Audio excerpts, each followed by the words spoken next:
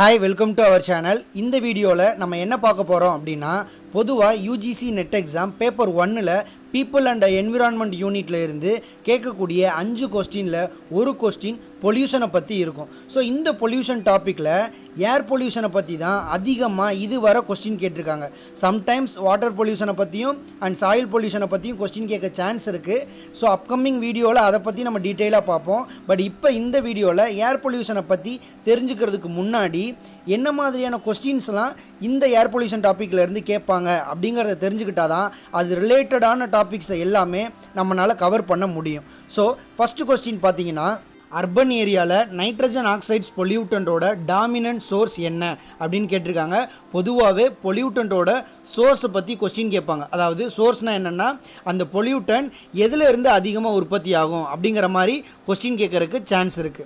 Next question இந்த क्वेश्चनல பொல்யூட்டன்ட்டோட cos அதாவது pollutant மனிதர்களுக்கு எந்த மாதிரியான விளைவுகளை ஏற்படுத்தும் அல்லது வியாதிகளை ஏற்படுத்தும். சோ இது ரிலேட்டடாவும் क्वेश्चन கேட்கறதுக்கு சான்ஸ் இருக்கு. அதே மாதிரி இந்த क्वेश्चनல பாத்தீங்கன்னா தெரியும் பொல்யூட்டன்ட் அப்படினு எடுத்துக்கிட்டோம்னா இத பிரைமரி அண்ட் செகண்டரி பொல்யூட்டன்ட் சொல்லி ரெண்டு டைப்பா பிரிக்கலாம். சோ பொல்யூட்டன்ட்ட பத்தி டைரக்டாவோ அல்லது அதுல இன்வால்வ் ஆகக்கூடிய காம்போனன்ட்ஸ் பத்தியோ क्वेश्चन கேட்கறதுக்கு சான்ஸ் இருக்கு. Next one indoor air pollution. So ஒரு air pollutionல ரொம்ப முக்கியமான டாபிக் இந்த indoor air pollution. இதுல இருந்தும் क्वेश्चन கேட்கறதுக்கு நிறையவே சான்ஸ் இருக்கு. So next question இந்த क्वेश्चन அப்சர்வ் பண்ணும்போது நம்மனால புரிஞ்சுக்க முடியும் ஏர் பொல்யூட்டன்ட்டோட குவாலிட்டியை மெஷர் பண்றதுக்குன்னு தனியா நிறைய ப்ரோகிராம்ஸ் அண்ட் நிறைய டிபார்ட்மெண்ட்ஸ் இருக்கு. So இது ரிலேட்டடாவும் क्वेश्चन கேட்பாங்க. Next one இந்த क्वेश्चनல ஃப்ளை ஆஷோட யூசேஜை பத்தி क्वेश्चन கேட்டிருக்காங்க. பொதுவா aerosol, mist, fog, smoke, smog, fly ash, soot, fume இத பத்தியான டிஃபரன்சஸ்லாம் என்ன and இதோட யூசேஜ் என்ன இது ரிலேட்டடாவும் நம்ம கண்டிப்பா தெரிஞ்சு வச்சிருக்கணும். ஏனா இதில இருந்து क्वेश्चन கேட்கறதுக்கான சான்சஸ் இருக்கு. சோ நெக்ஸ்ட் ரொம்ப முக்கியமான டாபிக் என்ன அப்படினா carbon di oxide emission. So பொதுவா ஏர் பொல்யூஷன்ல இந்த கார்பன் டை ஆக்சைடு எமிஷனை பத்தி கரண்ட் அஃபேர்ஸோ அல்லது ரீசன்ட் டைம்ஸ்ல என்ன மாதிரியான கமிட்டிஸ் சம்மிட் அண்ட் புரோட்டோகால்ஸ் அல்லது வந்து ஒவ்வொரு கண்ட்ரீஸோட டார்கெட் என்ன இந்த மாதிரியான क्वेश्चन கேட்கறதுக்கும் நிறைய சான்ஸ் இருக்கு. சோ இந்த வீடியோல நம்ம ஏர் பொல்யூஷனோட சோர்சஸ் என்ன அதோட எஃபெக்ட் என்ன அதுல என்னென்ன பொல்யூட்டன்ட்ஸ்லாம் இருக்கு அதுல பிரைமரி பொல்யூட்டன்ட்ஸ்னா என்ன செகண்டரி பொல்யூட்டன்ட்ஸ்னா என்ன அண்ட் இன்டோர் ஏர் பொல்யூஷனை பத்தி தான் நம்ம டீடைலா பார்க்க போறோம். பட் ரிமைனிங் இருக்கக்கூடிய அந்த ஏர் குவாலிட்டி இண்டெக்ஸை பத்தியோ அண்ட் ஏரோசல் மிஸ்ட் ஃபாக் இது ரிலேட்டடான டிஃபரன்சஸை பத்தி அண்ட் CO2 எமிஷனை பத்திலாம் செப்பரேட்டா இன்னொரு வீடியோல பார்ப்போம்.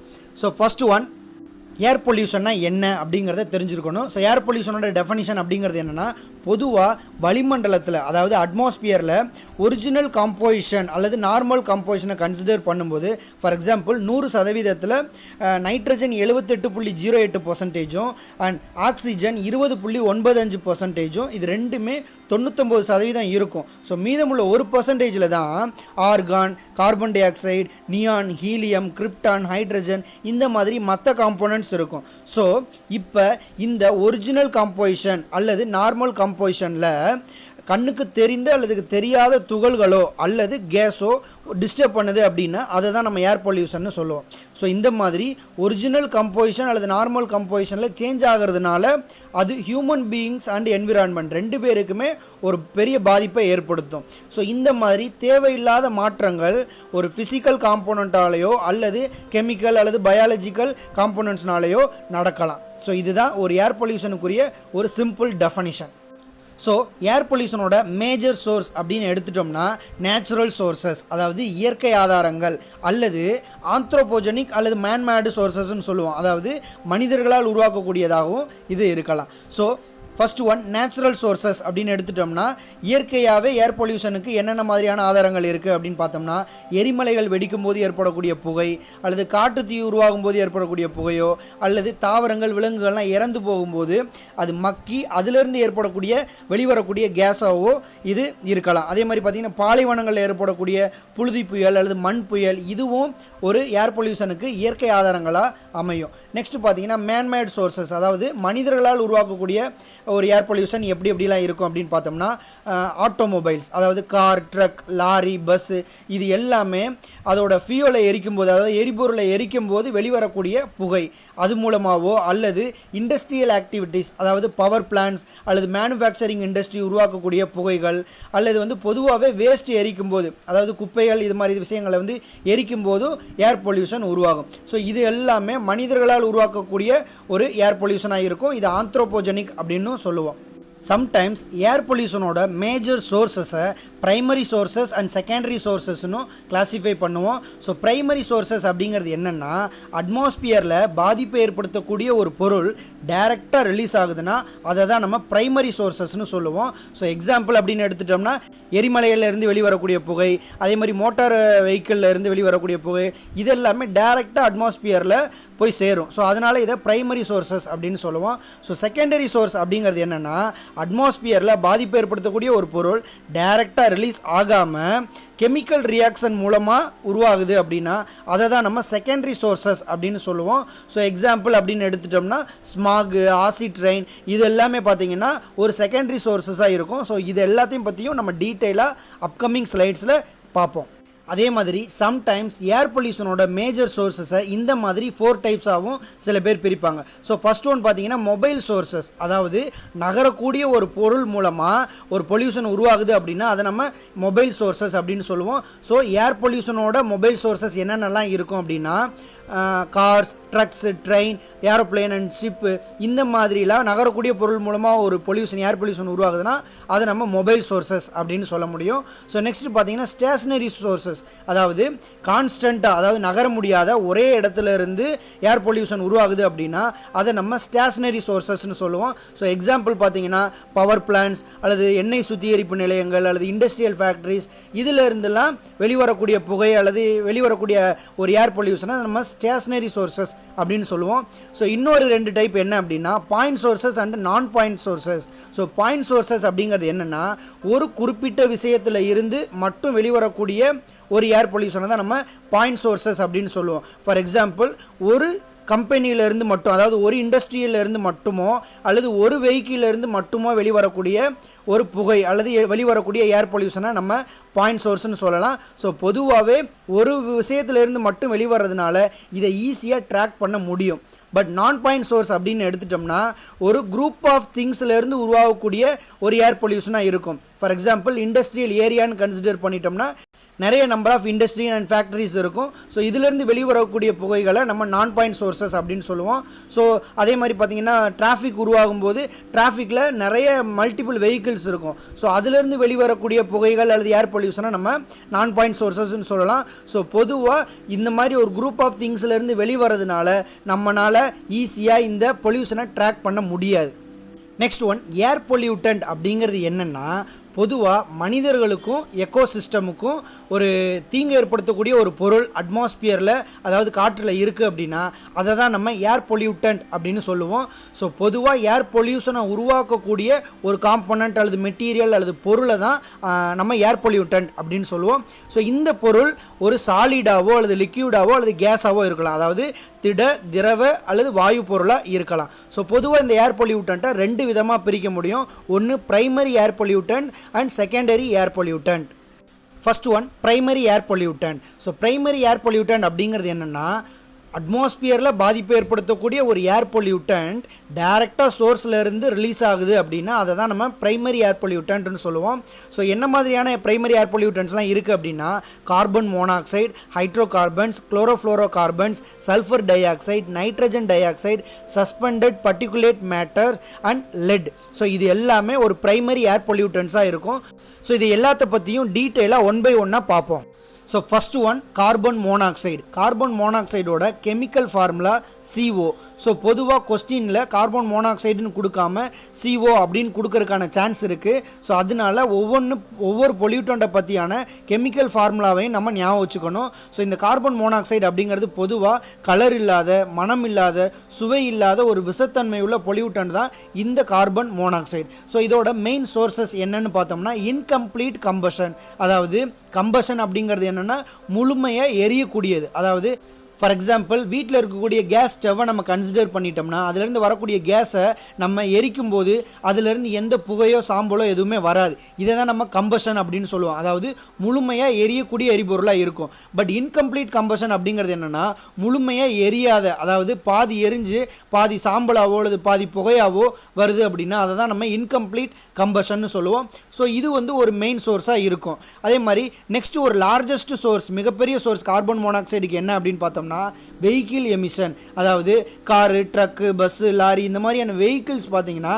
அதோட ஃபியூயல்ஸை எரிக்கும் போது இன்கம்ப்ளீட் கம்பஷனாக தான் இருக்கும். அதாவது பார்த்தீங்கன்னா புகையாக வெளிவரக்கான சான்சஸ் அதிகமாக இருக்கிறதுனால இதுதான் இந்த கார்பன் மோனாக்சைடோட மிகப்பெரிய சோர்ஸஸாக இருக்கும். ஸோ இந்த கார்பன் மோனாக்சைடோட எஃபெக்ட் என்னென்ன அப்படின்னு சொல்லி பார்த்தோம்னா பொதுவாக கார்பன் மோனாக்சைடை சுவாசிக்கும் போது நம்ம பிளட்டில் இருக்கக்கூடிய அந்த ஆக்சிஜன் கண்டென்ட்டை எடுத்துகிட்டு போகக்கூடிய அந்த ப்ராசஸ் ஸ்லோவாகிடும். ஸோ இதனால் பார்த்தீங்கன்னா சிவியர் ஹெட்டேக் வரலாம். அதே மாதிரி ஃபேட்டிக், அதாவது சோர்வாகும், அதாவது டயர்டாக இருக்கான சான்சஸ் இருக்குது. அண்ட் அதிகமாக சுவாசிக்கும் போது மரணம் ஏற்படுறதுக்கான சான்சஸும் இருக்குது. Next one chlorofluoro carbon. So chlorofluoro carbon அப்படின்னு எடுத்துட்டோம்னா ஆக்சுவலாக குளோரோஃப்ளோரோ கார்பன் அப்படிங்கிறது 1930க்கு அப்புறம் தான் வந்து உருவானுச்சு. ஸோ இதோட மெயின் சோர்ஸ் அப்படிங்கிறது என்னென்னா ஏசி அண்டு ஃப்ரிட்ஜ் இதிலேருந்து உருவாகக்கூடியதான் இந்த குளோரோஃப்ளோரோ கார்பன். பட் இதை கம்மி பண்ணுறதுக்குன்னு நிறைய ப்ரோக்ராம்ஸ் அண்ட் கமிட்டிஸ் உருவாக்கியிருக்காங்க. பட் அதில் முக்கியமான ஒன்று தான் இந்த மான்ட்ரியல் புரோட்டோகால். ஸோ மான்ட்ரியல் புரோட்டோகாலை பற்றி டீட்டெயிலாக நம்ம அப்கமிங் வீடியோவில் நம்ம டீட்டெயிலாக பார்ப்போம். ஸோ ரீசெண்ட் இயர்ஸாக பார்த்தோம்னா இந்த குளோரோஃப்ளோரோ கார்பனை மேக்ஸிமம் கண்ட்ரோல் பண்ணிட்டாங்க. பட் இன்னும் சில வருடங்களில் பார்த்தீங்கன்னா இந்த ஃபுல்லாகவே இந்த குளோரோஃப்ளோரோ கார்பன் பொல்யூட்டண்ட்டை எலிமினேட் பண்ணிடுவாங்க. பட் வேறு என்னென்னலாம் இந்த குளோரோஃப்ளோரோ கார்பனுக்கு சோர்சஸ் அப்படின்னு எடுத்துக்கிட்டோம்னா ஃபயர் சப்ரஷன் சிஸ்டம், நெருப்பு அணைக்கக்கூடிய அந்த சிஸ்டமில் இந்த குளோரோஃப்ளோரோ கார்பனை பயன்படுத்துவோம். ஸோ அதே மாதிரி பார்த்தீங்கன்னா aerosol cans, propellant liquids. So ஏரோசோலை பற்றி நம்ம டீட்டெயிலாக அப்கமிங் ஸ்லைடில் பார்ப்போம். ப்ரொப்பலண்ட் லிக்விட்ஸ், ஸோ ப்ரொப்பலண்ட் அப்படிங்கிறது என்னென்னா ஃபியூயல் வித் ஆக்சைடேசர், அதான் நம்ம ப்ரொப்பலண்ட் அப்படின்னு சொல்லுவோம். ஸோ இந்த மாதிரி ப்ரொப்பலண்ட்லையும் இந்த குளோரோஃப்ளோரோ கார்பன் பயன்படுத்துவோம். ப்ளோயிங் ஏஜென்ட்ஸ் இன் ஃபோம், அதாவது நுரை வரக்கூடிய ப்ளோயிங் ஏஜென்ட்ஸ்லையும் இந்த குளோரோஃப்ளோரோ கார்பனை பயன்படுத்துவோம். ஸோ இது எல்லாமே இதோட மெயின் சோர்ஸஸாக இருக்கும். பட் இதோட எஃபெக்ட் என்னென்ன அப்படின்னு பார்க்கும்போது என்விரான்மெண்ட் ரிலேட்டடாக இதோட எஃபெக்ட் அப்படிங்கிறது ஓசோன் லேயரை பிரேக் பண்ணுறது, அதாவது ஓசோன் லேயர் டேமேஜ் பண்ணுறதுக்கான சான்சஸ் இந்த குளோரோஃப்ளோரோ கார்பனுக்கு இருக்குது. அண்ட் ஹியூமன் ரிலேட்டடான இம்பாக்ட்ஸ் என்னென்ன அப்படின்னு பார்த்தோம்னா heart damages. So heart related disease உருவாகிறதுக்கான சான்சஸ் இருக்குது. அதே மாதிரி அஃபெக்ட் நர்வஸ் சிஸ்டம், நரம்பு மண்டலத்தை பாதிக்கக்கூடிய சான்சஸ் இருக்குது. அண்ட் நோய் எதிர்ப்பு சக்தியை கம்மி பண்ணுறதுக்கான சான்சஸ் இருக்குது. அண்ட் ஸ்கின் கேன்சர் உருவாகிறதுக்கான சான்சஸும் இந்த குளோரோஃப்ளோரோ கார்பனுக்கு இருக்குது. Next one hydrocarbon. So ஹைட்ரஜனும் கார்பனும் கலந்துருக்கக்கூடிய பொல்யூட்டன் தான் இந்த hydrocarbon. So common hydrocarbons என்னென்ன அப்படின்னு சொல்லி பார்த்தோம்னா methane, ethane, propane, butane, pentane, hexane, இது எல்லாமே பார்த்தீங்கன்னா கார்பன் ஹைட்ரோ கார்பன்ஸ். ஸோ இங்கே இந்த ஹைட்ரோ கார்பனோட மேஜர் சோர்சஸ் என்னென்ன அப்படின்னு சொல்லி பார்க்கும்போது எங்கெங்கெல்லாம் ஃபியூலை எரிக்கிறோமோ, அதாவது industrial activities and vehicular emission, so இங்கெல்லாம் பார்த்தீங்கன்னா ஃபியூலை எரிக்கும் போது அங்கெல்லாம் ஹைட்ரோ கார்பன் வர்றதுக்கு சான்ஸ் இருக்குது. அதே மாதிரி பார்த்தீங்கன்னா பூச்சிக்கொல்லி மருந்து, எண்ணெய் கசிவு ஏற்படும் போது, அல்லது வந்து அசுத்தமாக இருக்கக்கூடிய இடங்கள், அதாவது பார்த்தீங்கன்னா ட்ரைனேஜ், செப்டிக் டேங்க், இந்த மாதிரி க்ளீனாக இல்லாத இடத்துலலாம் பார்த்தீங்கன்னா மீத்தேன் வெளிவரதுக்கான சான்ஸ் இருக்குது. அதே மாதிரி இந்த ஹைட்ரோ கார்பனோட எஃபெக்ட் என்னென்ன அப்படின்னு சொல்லி பார்க்கும்போது கேன்சர் உருவாகிறதுக்கான சான்ஸ் இருக்குது. அதே மாதிரி சுவாச கோளாறு ஏற்படுறதுக்கான சான்சஸ் இருக்குது. அண்ட் மீத்தேன் பொதுவாக பார்த்தீங்கன்னா இட் கிரியேட்ஸ் அ நார்கோட்டிக், அதாவது மயக்கம் ஏற்படுறதுக்கான வாய்ப்புகள் இந்த மீத்தேனால் உருவாகலாம். ஸோ சம்டைம்ஸ் அதிகமாக சுவாசிக்கும் போது ஒரு மரணம் ஏற்படுறதுக்கான சான்சஸும் இதில் இருக்குது. அதே மாதிரி பார்த்தீங்கன்னா நுரையீரல் புற்றுநோய் உருவாகிறதுக்கான சான்சஸும் இந்த ஹைட்ரோ கார்பனால் ஏற்படுறதுக்கான வாய்ப்பு இருக்குது. Next one sulphur di oxide. இதோட கெமிக்கல் ஃபார்முலா SO2. ஸோ பொதுவாக பார்த்தீங்கன்னா இந்த SO2 காற்று மற்றும் தண்ணீரோட கலக்கும்போது சல்ஃபியூரிக் ஆசிடாக மாறிடும். ஸோ இப்படி சல்ஃபியூரிக் ஆசிடாக மாறுறதுனால ஆசிட் ரெயின் உருவாகிறதுக்கான மெயின் காம்போனண்ட்டாக இந்த சல்ஃபர் டை ஆக்சைடு இருக்கும். ஸோ இதோட மேஜர் சோர்சஸ் என்னென்ன அப்படின்னு சொல்லி பார்க்கும்போது பவர் பிளான்ட்ஸில் ஃபாசில் ஃபியூயல்ஸை எரிக்கும்போது, ஃபாசில் ஃபியூயல்ஸ் அப்படிங்கிறது என்னென்னா படிம எரிபொருள், அதாவது நிலக்கரி, பெட்ரோல், இந்த மாதிரியான படிம எரிபொருள்லாம் எரிக்கும்போது SO2 உருவாகும். ஸோ அதே மாதிரி வெஹிகுலர் எமிஷன், அதுலேயும் பார்த்தீங்கன்னா பெட்ரோல், டீசல் இதை மாதிரி இதெல்லாம் எரிக்கும்போது வெளிவரக்கூடிய புகைகளில் இந்த SO2 இருக்கும். ஸோ பொதுவாக இண்டஸ்ட்ரியல் ஆக்டிவிட்டீஸ் அப்படின்னு எடுத்துக்கிட்டோம்னா தாதுக்கள்லேருந்து உலோகங்களை பிரித்தெடுக்கக்கூடிய ஃபேக்ட்ரிஸ்னாலேயோ அல்லது பெட்ரோலை சுத்திகரிக்கக்கூடிய ஃபேக்ட்ரிஸோ அல்லது சிமெண்ட் மேனுஃபேக்சர் பண்ணக்கூடிய இண்டஸ்ட்ரி, இந்த மாதிரியான இண்டஸ்ட்ரியல் ஆக்டிவிட்டீஸ் மூலமாகவும் இந்த சல்ஃபர் டை ஆக்சைடு உருவாகும். ஸோ இதோட எஃபெக்ட் அப்படின்னு எடுத்துக்கிட்டோம்னா ஹியூமனுக்கு என்ன மாதிரியான பாதிப்பை ஏற்படுத்தும் அப்படின்னு எடுத்துக்கிட்டோம்னா சுவாச பாதையில் தீங்கு ஏற்படுத்தக்கூடியதாக அமையும். அதே மாதிரி ஆஸ்துமா உருவாக்கும். அதே மாதிரி மூச்சு குழாயில் அலர்ஜி ஏற்படுத்தக்கூடியதாக இருக்கும். அதாவது பிரான்சிட்டிஸ் அப்படிங்கிறது மூச்சு குழாயில் அலர்ஜி ஏற்படுத்தக்கூடியது. அதே மாதிரி ஹார்ட் அண்ட் லங் டிசீஸை உருவாக்குறதுக்கான சான்சஸும் இந்த சல்ஃபர் டை ஆக்சைடுக்கு இருக்குது. ஸோ என்விரான்மெண்ட் ரிலேட்டடாக என்ன எஃபெக்ட் அப்படின்னு பார்த்தீங்கன்னா ஆசிட் ரெயின் உருவாகிறதுக்கான சான்சஸ் SO2னால இருக்குது.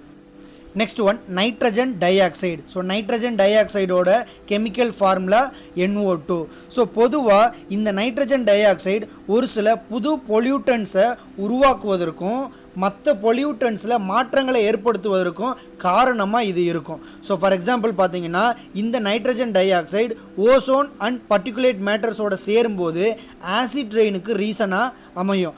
அதே மாதிரி வோலட்டைல் ஆர்கானிக் காம்போனன்ட்ஸோட நைட்ரஜன் ஆக்சைட்ஸ் சேரும்போது அதில் சன்லைட் படும்போது SO3 உருவாகும். ஸோ இது கிரவுண்ட் லெவல் ஓசோன் அப்படிங்கிற ஒரு விஷயத்துக்கு காரணமாக அமையும். ஸோ கிரவுண்ட் லெவல் ஓசோன் அப்படிங்கிறது என்ன அப்படிங்கிறத அப்கமிங் ஸ்லைடில் நான் டீட்டெயிலாக சொல்கிறேன்.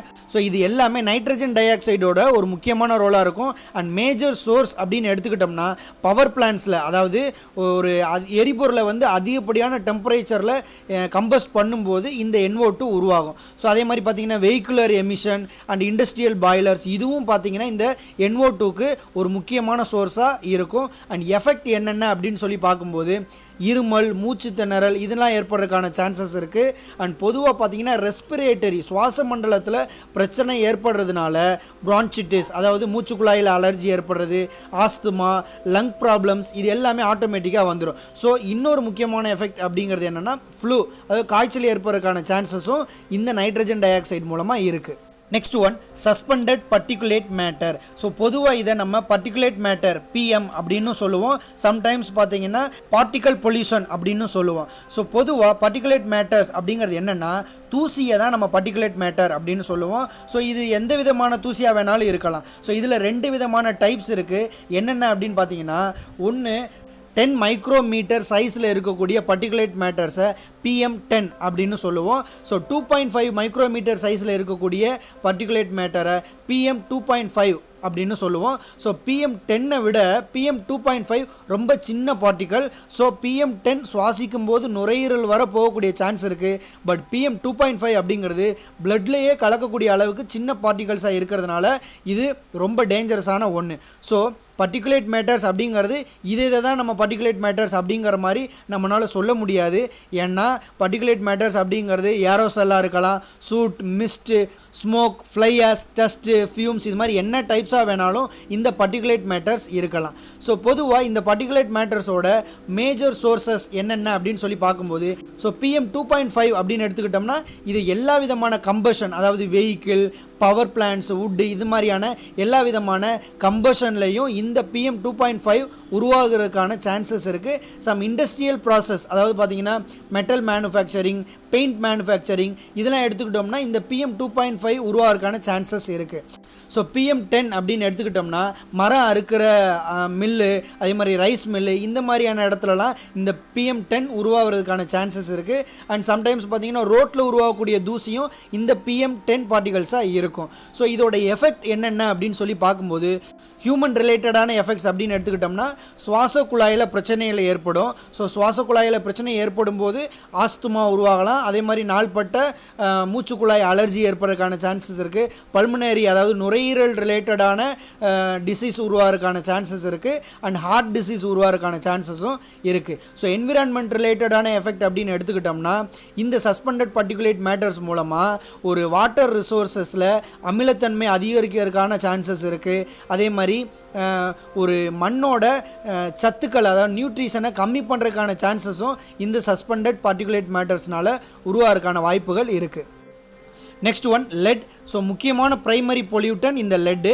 ஸோ பொதுவாக பார்த்தீங்கன்னா இந்த லெட் அப்படிங்கிறது ஒரு ஹெவி மெட்டல் லிஸ்ட்லையும் வரும். அதே மாதிரி வாட்டர் பொல்யூஷன்லையும் இந்த லெட்டுங்கிறது ப்ரைமரி பொல்யூட்டண்ட்டாக இருக்கும். ஸோ இது எல்லா இடத்துலையும் இருக்கும். அதனால தான் இதை யுபிக்யூசியஸ் அப்படின்னு சொல்லுவோம். ஸோ ஏரில் இருக்கும், ஃபுட்டில் இருக்கும், வாட்டரில் இருக்கும், அதே மாதிரி சாயிலில் இருக்கும். ஸோ அதனால் இது ஒரு முக்கியமான ஒரு ப்ரைமரி பொல்யூட்டண்ட்டாக எப்போவுமே கன்சிடர் பண்ணுவோம். இதோட மேஜர் சோர்சஸ் அப்படின்னு எடுத்துக்கிட்டோம்னா இதுக்கு முன்னாடி பார்த்த பர்டிகுலேட் மேட்டர்ஸாகவும் இந்த லெட் இருக்கலாம். அதே மாதிரி ஸ்மெல்டர்ஸ், அதாவது உலோகங்களை உருக்க வைக்க பயன்படக்கூடிய பொருட்களில் இது பயன்படுத்துவாங்க. அதே மாதிரி பேட்டரிஸில் இருக்கும், பெயிண்ட்டு, கேசோலின், சிகரெட்ஸ், இந்த மாதிரியான காம்போனன்ட்ஸ் எல்லாமே இதோட பிரைமரி அல்லது மேஜர் சோர்ஸஸாக இருக்கும். ஸோ இந்த லெட்டோட எஃபெக்ட் என்னென்ன அப்படிங்கிறத பார்த்தோம்னா நரம்பில் நச்சுத்தன்மை உருவாக்கக்கூடியதாக இருக்கும். திசுக்களில் தங்கி கிட்னி, லிவர், நர்வஸ் சிஸ்டத்தெல்லாம் பாதிக்கக்கூடிய சான்சஸ் இருக்குது. அதே மாதிரி மனநலம் பாதிக்கப்படுறதுக்கான வாய்ப்புகளும் இருக்குது. புற்றுநோய் உருவாக்குறதுக்கான சான்சஸ் இருக்குது. ஸோ பொதுவாக பார்த்தீங்கன்னா இந்த லெட்டு ஒரு ரெட் பிளட் செல்லில் ஃபஸ்ட்டு அஃபெக்ட் பண்ணி கொஞ்சம் கொஞ்சமாக மற்ற விளைவுகளை ஏற்படுத்துறதுக்கான வாய்ப்புகள் இந்த லெட்டில் இருக்குது. ஸோ லெட்டு தவிர்த்து மற்ற heavy metals and primary pollutants முக்கியமான சிலதை பற்றி ஓரலாக பார்த்துருவோம். பிகாஸ் இதில் இருந்தும் கொஸ்டின் கேட்கறதுக்கான சான்சஸ் இருக்குது. So first one arsenic. So arsenic அப்படிங்கிறதோட மேஜர் சோர்சஸ் என்னென்ன அப்படின்னு சொல்லி பார்த்தோம்னா பூச்சிக்கொல்லி. ஸோ பூச்சிக்கொல்லி, அதே மாதிரி பீங்கான் தயாரிக்கக்கூடிய இண்டஸ்ட்ரியிலேருந்தோ அல்லது மருந்து தயாரிக்கக்கூடிய இண்டஸ்ட்ரியிலேருந்தோ இந்த ஆர்சனிக் அப்படிங்கிறது மேஜர் சோர்சஸாக இருக்கும். இதோட எஃபெக்ட் அப்படிங்கிறத எடுத்துட்டோம்னா ரெட் பிளட் செல்ஸை அஃபெக்ட் பண்ணக்கூடியதாகவும் அண்ட் கிட்னிஸை பாதிக்கக்கூடியதாகவும் மஞ்சள் காமாலை வர்றதுக்கான சான்சஸும் இந்த ஆர்சனிக்கில் இருக்குது. நெக்ஸ்ட் பார்த்தீங்கன்னா கேட்மியம். கேட்மியம் அப்படின்னு எடுத்துக்கிட்டோம்னா ஃபெர்டிலைசர்ஸ், அதாவது உரங்கள், batteries, metal coating and paints and plastic, இந்த மாதிரியான விஷயங்கள் இதோட மேஜர் சோர்சஸாக இருக்கும். முக்கியமான இன்னொரு விஷயம் என்னென்னா செல்ஃபிஷ், அதாவது கூடு உள்ள மீன்கள். இப்போ பார்த்தீங்கன்னா நண்டு, இறால், நத்தை, இந்த மாதிரியாக கூடு உள்ள மீன்களும் இந்த கேட்மியத்தோட மெயின் சோர்ஸஸாக இருக்கும். ஸோ இதோட எஃபெக்ட் அப்படிங்கிறத பார்த்தோம்னா கிட்னி அண்ட் லங் டேமேஜ் ஆகும் அண்ட் ரீப்ரொடக்டிவ் ஃபெயிலியர், அதாவது இனப்பெருக்கம் சார்ந்த விஷயங்களில் ஃபெயிலியர் ஏற்படுத்தும். அதே மாதிரி பார்த்திங்கன்னா இம்யூன் சிஸ்டம், நம்மளோட நோய் எதிர்ப்பு சக்தி, இதை கம்மி பண்ணும். அதே மாதிரி டிஎன்ஏ கூட சில நேரம் டேமேஜ் ஆகிறதுக்கான சான்சஸ் இந்த கேட்மியமில் இருக்குது. நெக்ஸ்ட் பார்த்தீங்கன்னா மெர்க்குரி. மெர்க்குரி அப்படின்னு எடுத்துக்கிட்டோம்னா கிரானைட் மலைப்பாறைகளிலிருந்து வெளிப்படக்கூடிய இயற்கை கேஸில் இருந்து கூட இந்த மெர்க்குரி அப்படிங்கிறது மேஜர் சோர்ஸாக இருக்கும். நெக்ஸ்ட் பார்த்தீங்கன்னா பேப்பர் இண்டஸ்ட்ரி, பெயிண்ட் மேனுஃபேக்சர் பண்ணக்கூடிய கம்பெனிஸோ அண்ட் மைனிங், சுரங்கம், இது சார்ந்த விஷயங்கள்ல இருந்து மெர்க்குரி அப்படிங்கிறது ஒன் ஆஃப் த மேஜர் சோர்ஸஸாக இருக்கும். இதோட எஃபெக்ட்ஸ் அப்படிங்கிறது எடுத்துக்கிட்டோம்னா நரம்பு மண்டலத்தை பாதிக்கும். அதே மாதிரி செரிமானம் மற்றும் நம்மளோட இம்யூன் சிஸ்டம், நம்மளோட நோய் எதிர்ப்பு சக்தியை பாதிக்கக்கூடிய விஷயங்களாக இருக்கும். அதே மாதிரி லங்ஸு, கிட்னிஸை அஃபெக்ட் பண்ணும். சில நேரம் பார்த்தீங்கன்னா கண் எரிச்சல் ஏற்படுறதுக்கான வாய்ப்புகள் இருக்குது. அதே மாதிரி தோல்லையும் சில பிரச்சனைகள் ஏற்படுறதுக்கான சான்சஸ் இந்த மெர்க்குரினால் இருக்குது.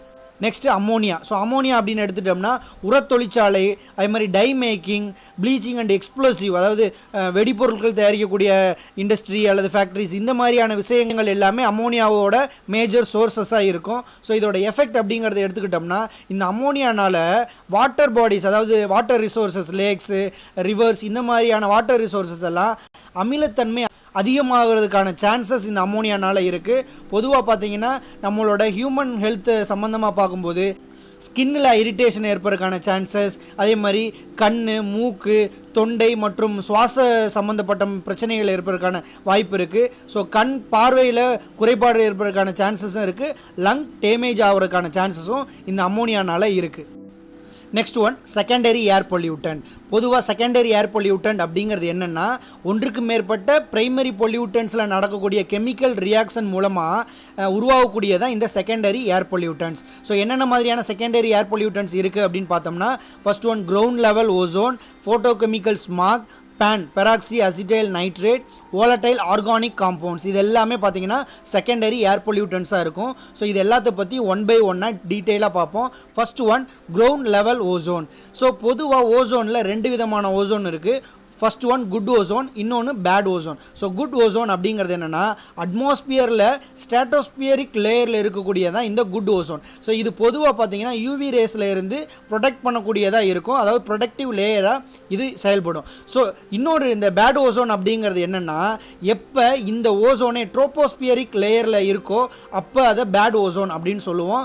ஸோ பொதுவாக இந்த கிரவுண்ட் லெவல் ஓசோன் அப்படிங்கிறது ஸ்மாகில் ஒரு மெயின் இன்க்ரீடியண்ட்டாக இருக்கும். இதோட மேஜர் மேஜர் சோர்சஸ் என்னென்ன அப்படின்னு சொல்லி பார்த்தோம்னா, எப்பெல்லாம் நைட்ரஜன் ஆக்சைட்ஸ் ஒரு volatile ஆர்கானிக் காம்போனன்ட்ஸோடவோ அல்லது ஹைட்ரோ கார்பன்ஸோடவோ அல்லது கார்பன் மோனாக்சைடவோ கலக்கும்போது அப்படி கலந்துருக்கிற அந்த பர்டிகுலர் காம்போனன்ட் ஒரு சன்லைட்டில் படும்போது இந்த கிரவுண்ட் லெவல் ஓசோன் அப்படிங்கிறது உருவாகும். ஸோ இதுதான் இதோட மேஜர் சோர்சஸாக இருக்கும். இதை தவிர்த்து டிரான்ஸ்போர்ட் செக்டாரும் இதோட மேஜர் சோர்சஸாக இருக்கும். ஏன்னா நம்மளுக்கு தெரியும், so most of the vehicles பார்த்தீங்கன்னா நைட்ரஜன் ஆக்சைட்ஸை வெளிவரதுக்கான சான்சஸ் இருக்குது. ஸோ அதனால இந்த டிரான்ஸ்போர்ட் செக்டாரும் one of the major sources for the ground level ozone. இதோட எஃபெக்ட் அப்படின்னு எடுத்துக்கிட்டோம்னா, பொதுவாக இந்த கிரவுண்ட் லெவல் ஓசோன் அப்படிங்கிறது சுவாச கோளாறு பிரச்சனைகளை உண்டாக்கும். அதே மாதிரி ஆஸ்துமா வர்றதுக்கான சான்சஸ் இருக்குது. ஸோ சுவாச கோளாறு பிரச்சனைகள் இருக்கிறதுனால லங் டேமேஜ் ஆகிறதுக்கான சான்சஸும் இந்த கிரவுண்ட் லெவல் ஓசோனால் உருவாகும். Next one photochemical smack. So photochemical smack பற்றி தெரிஞ்சுக்கிறதுக்கு முன்னாடி ஸ்மாக்னா என்ன அப்படிங்கிறத தெரிஞ்சிருக்கணும். ஸோ ஸ்மாக் அப்படிங்கிறது ஒன்றும் இல்லை, ஸ்மோக்கும் ஃபாகும் சேர்ந்தது தான் ஸ்மாக். ஸோ இந்த ஸ்மாகில் ஒரு பர்சன் ரொம்ப நேரம் நின்றுக்கிட்டே இருக்கோம் அப்படின்னா அந்த டைமில் கையில் பார்த்தோம்னா தெரியும், கையில் டச் பண்ணும்போது க்ரீஸ் மாதிரி லைட்டாக பிளாக் கலரில் கையில் ஒட்டும். இந்த பொல்யூட்டன் தான் ஸ்மாக்.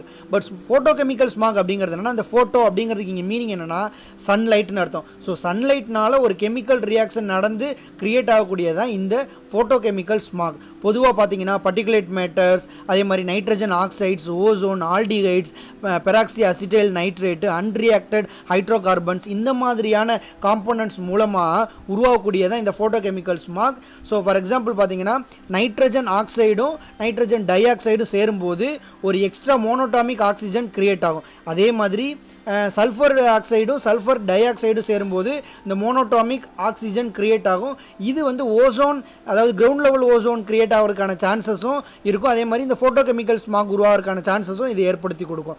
ஸோ இந்த மாதிரி உருவாகக்கூடிய இந்த ஆக்சிடென்ட் ஒரு ஹைட்ரோ கார்பனோட சேர்ந்து சன்லைட்னால கெமிக்கல் ரியாக்ஷன் நடக்கும்போது இந்த பெராக்சி அசிட்டைல் நைட்ரேட் அப்படிங்கிற இந்த பேன் அப்படிங்கிறது உருவாகும். ஸோ பொதுவாக பார்த்தோம்னா ஃபோட்டோகெமிக்கல் ஸ்மாக் அப்படிங்கிறதும் பேன் அப்படிங்கிறதும் கிட்டத்தட்ட ரெண்டும் இன்டர்ரிலேட் ஆகக்கூடிய ஒரு விஷயமா தான் இருக்கும். ஸோ ரெண்டுமே பார்த்தீங்கன்னா நம்மளோட ஹியூமன் ஹெல்த் ரிலேட்டட் எஃபெக்ட்ஸ் அப்படின்னு கன்சிடர் பண்ணும்போது கண் எரிச்சல், அதே மாதிரி நம்மளோட ரெஸ்பிரேட்டரி ப்ராப்ளம்ஸுக்கும் இது வழிவகுக்கும். அண்ட் லங் ப்ராப்ளம்ஸ் வர்றதுக்கான சான்சஸும் இருக்கும். பொதுவாக பார்த்தீங்கன்னா இது ரெண்டுமே மோஸ்ட் ஆஃப் த டைம் ஒரு தாவரங்களுக்கு வந்து அதிகப்படியான தீங்கு ஏற்படுத்தக்கூடியதாக இந்த ரெண்டுமே இருக்கும். Next one sulphur try oxide. பொதுவாக சல்ஃபர் டை ஆக்சைடு ஆக்சிஜனோட சேரும்போது சல்ஃபர் ட்ரை ஆக்சைடு உருவாகும். இது நச்சுத்தன்மை கொண்டதாக இருக்கும். அதே மாதிரி தண்ணியோட சேரும்போது இது சல்ஃபியூரிக் ஆசிடாக மாறக்கான சான்ஸ் இருக்குது. ஸோ இந்த சல்ஃபியூரிக் ஆசிட் அப்படிங்கிறது ஆசிட் ரெயினுக்கு ஒரு முக்கியமான காரணமாக இருக்கும். ஸோ ஆசிட் ரெயின் அப்படிங்கிறது என்ன அப்படின்னா, பொதுவாக சல்ஃபர் டை ஆக்சைடு, அதே மாதிரி நைட்ரஜன் ஆக்சைட்ஸ், இந்த மாதிரியான அமிலத்தன்மை உடைய ஆக்சைட்ஸ் அட்மாஸ்பியரில் இருக்கக்கூடிய வாட்டர் டிராப்லெட்ஸோட கலந்து அமிலமாக மாறி மேகத்தோடு கலக்கும்போது அமிலமழையாக பெய்யும். இதை தான் நம்ம ஆசிட் ரெயின் அப்படின்னு சொல்லுவோம். பொதுவாக இந்த ஆசிட் ரெயினால் ஹியூமன் பீயிங்ஸுக்கு என்னென்ன மாதிரியான விளைவுகளை ஏற்படுத்தும் அப்படின்னா, சுவாச சம்பந்த பிரச்சனைகளை ஏற்படுத்தும். அதே மாதிரி நீர் சார்ந்த தாவரங்கள், விலங்குகளுக்கு ஒரு பெரிய பாதிப்பை இது ஏற்படுத்தும். அதே மாதிரி மண்ணோட சத்துக்களை குறைக்கிற மாதிரியான சான்சஸ் இருக்கிறதுனால காடுகள் அழியறதுக்கான வாய்ப்புகளும் இந்த ஆசிட் ரெயினால் நடக்கும். Next one indoor air pollution. So பொதுவாக இன்டோர் ஏர் பொல்யூஷன் அப்படிங்கிறது என்னென்னா, வீட்டுக்குள்ளே இருக்கக்கூடிய ஏர் பொல்யூஷனை தான் நம்ம இன்டோர் ஏர் பொல்யூஷன் சொல்லுவோம். ஸோ ஜென்ரலாகவே பார்த்தீங்கன்னா இந்த இன்டோர் ஏர் பொல்யூஷன் அப்படிங்கிறது கெமிக்கல் அல்லது பயாலஜிக்கல் அல்லது ஃபிசிக்கல் கண்டாமினேஷனாக இருக்கலாம். ஸோ ஜென்ரலாக இப்போ பார்த்த எல்லா அவுட்டோர் பொல்யூட்டன்ஸுமே வீட்டுக்குள்ளே வர்றதுக்கான சான்சஸும் இருக்குது. அதே மாதிரி வீட்டுக்குள்ளே பண்ணக்கூடிய சில ஆக்டிவிட்டீஸும் இன்டோர் ஏர் பொல்யூஷனை உருவாக்கும். ரொம்ப முக்கியமான விஷயம் என்ன அப்படின்னா, அவுட்டோர் ஏர் பொல்யூஷனை விட இன்டோர் ஏர் பொல்யூஷன் நமக்கு பெரிய அளவு தீங்கு ஏற்படுத்தக்கூடியதாக இருக்கும். பட் நம்ம அதை கண்ட்ரோல் பண்ணக்கூடியதாகவும் இருக்கும். எப்படி அப்படின்னா, வீடை டெய்லி க்ளீன் பண்ணுறது, வென்டிலேஷனை ப்ராப்பராக மெயின்டைன் பண்ணுறது, இந்த மாதிரியான விஷயங்கள் பண்ணுறது மூலமாக நம்ம இன்டோர் ஏர் பொல்யூஷனை அவாய்ட் பண்ணவும் முடியும். பட் இதோட மேஜர் சோர்சஸ் அப்படிங்கிறது என்னென்னவாலாம் இருக்கலாம் அப்படின்னா, புதுசாக இப்போ வீட்டுக்கு பெயிண்ட் அடிக்கிறோம் அப்படின்னா, அல்லது வந்து ஃபர்னிச்சருக்கு வந்து வார்னிஷ் பண்ணும்போது, அல்லது குக் பண்ணுறதுக்கு வந்து பார்த்திங்கன்னா விறகு, சாணம் இதெல்லாம் எரிக்கும் போது ஏற்படக்கூடிய புகை அல்லது சாம்பல், அதே மாதிரி cigarette smoking, perfume, room spray, cleaning agents, இந்த மாதிரியான விஷயங்கள். அதே மாதிரி பார்த்தீங்கன்னா நம்ம வளர்க்கக்கூடிய பெட் அனிமல்ஸ், நாய், பூனை, இதோட முடிகள் கூட சில நேரம் வந்து இந்த இன்டோர் ஏர் பொல்யூஷனாக உருவாகிறதுக்கு சான்ஸ் இருக்குது. ஸோ இந்த சோர்சஸ் எல்லாமே பார்த்தீங்கன்னா காமனாக ஒரு ஃபேக்டரில் வந்து முடியும். அது என்ன அப்படின்னா volatile ஆர்கானிக் காம்போனன்ட்ஸ். ஸோ இது எல்லாமே மோஸ்ட் ஆஃப் த டைம் ஒரு volatile ஆர்கானிக் காம்போனன்ட்ஸாக தான் இருக்கும். ஸோ volatile ஆர்கானிக் காம்பவுண்ட்ஸ் அப்படிங்கிறது என்னன்னா, பொதுவாக இந்த volatile ஆர்கானிக் காம்பவுண்ட்ஸ் அப்படிங்கிறது மெல்ட்டிங் பாயிண்ட் கம்மியாக இருக்கக்கூடிய பொருளாகவும், ஸோ மெல்ட்டிங் பாயிண்ட் கம்மியாக இருக்கிறதுனால ஈஸியாக வேப்பரைஸ் ஆகக்கூடியதாகவும் இருக்கும். ஸோ இந்த மாதிரி இருக்கிறதுனால இது அட்மாஸ்பியரில் வேகமாக ட்ராவல் ஆகிறதுக்கான சான்சஸும் இருக்குது. ஸோ எக்ஸாம்பிள் எடுத்துக்கிட்டோம்னா, வீட்டில் நம்ம பயன்படுத்தக்கூடிய பெர்ஃப்யூம். ஸோ பெர்ஃப்யூம் அடித்த உடனே பார்த்தீங்கன்னா ஈரமாக இருக்கும், பட் அடித்த கொஞ்ச நேரத்தில் பார்த்தீங்கன்னா ஃபுல்லாக கம்ப்ளீட்டாக வேப்பரைஸ் ஆயிரும். ஸோ இந்த மாதிரியான திங்ஸ் எல்லாமே இந்த volatile ஆர்கானிக் காம்போனன்ட்ஸாக இருக்கும். பட் மோஸ்ட் நொட்டோரியஸ், அதாவது அதிகமாக தீங்கு ஏற்படுத்தக்கூடிய volatile ஆர்கானிக் காம்பவுண்ட்ஸ் அப்படின்னு எடுத்துக்கிட்டோம்னா ஃபார்மால்டிஹைட், பென்சேன் அண்ட் பியூட்டனால். ஸோ இது மூணு பார்த்தீங்கன்னா ரொம்ப அதிக தீங்கு ஏற்படுத்தக்கூடிய volatile ஆர்கானிக் காம்பவுண்ட்ஸாக இருக்கும். அண்ட் இது வந்து ஒரு என்விரான்மெண்ட்டில் எந்த மாதிரியான அஃபெக்ட் ஏற்படுத்தும் அப்படின்னா, ஸ்மாக் ஃபார்மேஷனுக்கு இது ஒரு முக்கியமான காரணமாக இருக்கும். ஸோ இதோட மேஜர் சோர்சஸ் என்னென்ன அப்படின்னு பார்த்தோம்னா, பெயிண்ட்ஸு, அதே மாதிரி ஃபர்னிச்சருக்கு நம்ம அடிக்கக்கூடிய வுட் ப்ரிசர்வேட்டிவ்ஸ்னு சொல்லுவாங்க, அதாவது வார்னிஸு, இந்த மாதிரியான விஷயங்கள், அதே மாதிரி பூச்சிக்கொல்லி மருந்து, ஏரோசல் ஸ்ப்ரேஸ், ஏர் ஃப்ரெஷ்னர்ஸ், பெர்ஃப்யூம், அதே மாதிரி க்ளூ, அதாவது நம்ம பசைத்தன்மை உள்ள பொருட்கள், அதே மாதிரி பெர்மனன்ட் மார்க்கர்ஸ், இதிலிருந்து வரக்கூடிய அந்த வேப்பரைஸ் ஆகக்கூடிய அந்த எலமெண்ட்டும் volatile ஆர்கானிக் காம்பவுண்ட்ஸாக இருக்கும். அதுவும் ஹியூமன் பீயிங் ஹெல்த்துக்கு அஃபெக்ட் பண்ணக்கூடியதாக இருக்கும். ஸோ என்னென்ன மாதிரியான விளைவுகள் ஏற்படுத்தும் அப்படின்னு பார்த்தீங்கன்னா, கண், மூக்கு, தொண்டையில் எரிச்சல் ஏற்படுத்துறது, அதே மாதிரி தலைவலி, சோர்வு, குமட்டல் அல்லது தோல் பிரச்சனைகள் ஏற்படுத்துறது, இந்த மாதிரியான விஷயங்களும், அதே மாதிரி ஆஸ்துமா, நுரையீரல், கல்லீரல், கணையம், நரம்பு மண்டல பிரச்சனைகளை ஏற்படுத்துறது, அதே மாதிரி கேன்சர் வர்றதுக்கான சான்சஸும் இருக்குது. ஸோ இது எல்லாமே volatile ஆர்கானிக் காம்பவுண்ட்ஸோட எஃபெக்டாக இருக்கும். ஸோ இந்த ஏர் பொல்யூஷனில் ரிமைனிங் இருக்கக்கூடிய டாபிக்ஸை அப்கமிங் வீடியோவில் நம்ம டீட்டெயிலாக பார்ப்போம். தேங்க்ஸ் ஃபார் வாட்சிங்.